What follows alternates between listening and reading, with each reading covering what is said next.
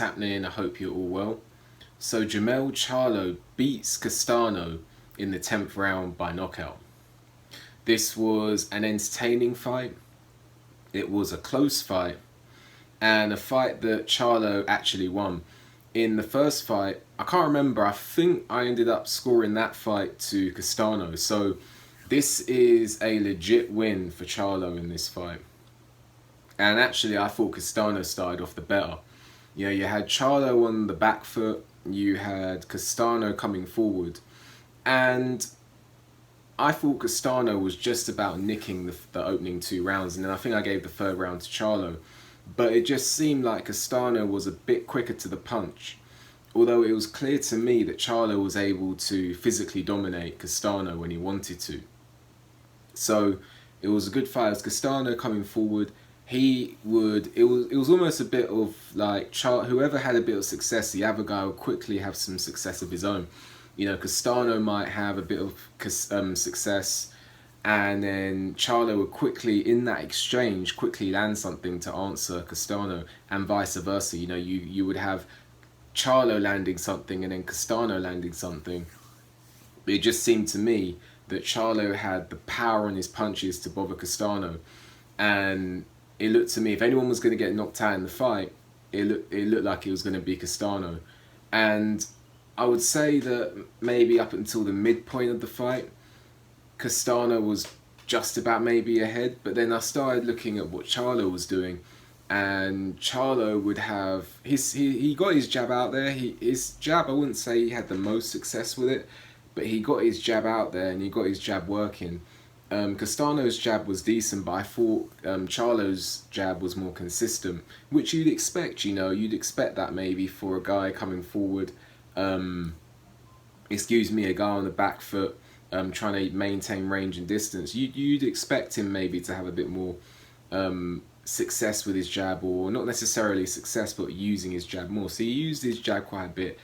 He got his jab working and he had success with his jab. He was maybe getting backed up a little bit too much, Charlo, but, you know, Castaño was putting in some educated pressure. I thought Castaño, and I noticed this in the first fight, Castaño, for a short guy coming forward, wasn't utilising head movement. He wasn't utilising the head movement. And I think that, you know, if he utilised the head movement a little bit more, then he would have had a little bit more success. Either way, as the fight progressed, Charlo was having more and more success. And then eventually what happened was in the, I'm going to say the 9th round, if anything, let me just say, I think, you know, Charlo wasn't particularly stunned in the fight, but Castaño was. And if you look during the fight, if you watch the fight, you will notice that even though both were landing hard punches on each other, or they were connecting good with each other, it was actually Charlo that was hurting Castaño. And it got to the 9th round, and I think Charlo landed a straight right hand, and that noticeably wobbled Castaño.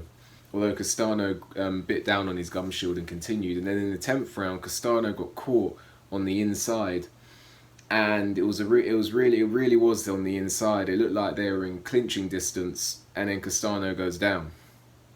Castaño gets up, and he's on wobbly legs, and, you know, Charlo just went in and finished it. So ultimately, you know, Charlo got the job done, and you know, it was a good performance against a top super welterweight, and he got a legitimate win this time. You know, I believe when I scored the fight, the first fight, I thought that Castaño won it. I think a lot of people thought that Castaño won it. So this time Charlo gets a win against Castaño, and he does it in decisive fashion by knocking him out. Should Castaño have had a bit more time to recover after the second knockdown? That's arguable, because Castaño was put down the first time. He was hurt, you could tell by his legs. But as soon as the ref waved it off, Castaño was up. So I don't know, it's questionable there. I think he would have gone on to lose the fight because of how he looked after the first knockdown, but he maybe should have been given a bit more time. You know, it's the 10th round in the championship fight. He did so well in the first fight, so maybe, you know, you could point towards him having a bit more time to continue.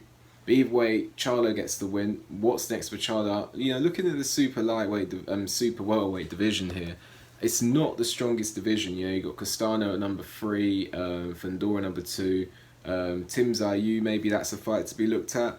Although it might be a bit too soon for Tim Zayu. Liam Smith, I don't think you really need to see that fight. I picked Charlo to win that. Although you need to be on your you can't have an off day against Liam Smith. You know, Tony Harrison's already lost. I don't really see anyone for Charlo at super welter now. I would consider moving Charlo up to middleweight. I know that his brother Jermell Charlo is at middleweight, and he has experienced some success there. So maybe it's worth looking at Jermell Charlo moving up to middleweight and seeing what you can get done there. You know, so but that's pretty much my thoughts on the fight. It was a good performance from both fighters, and you know, someone got knocked out, and that was Castaño, but both performed well. Castaño definitely had his success in the fight. I think he was beating Charlo to the punch quite a lot, but Charlo just had that extra punch power, that extra physical strength, and you know, it told in the end.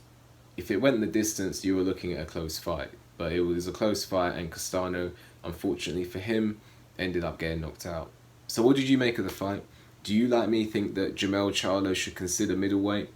And where do you see Castaño going from here? Let me know. Like the video, subscribe to the channel, leave a comment, hit the notification bell so you get a notification when I make a new video, and I'll see you on the next video.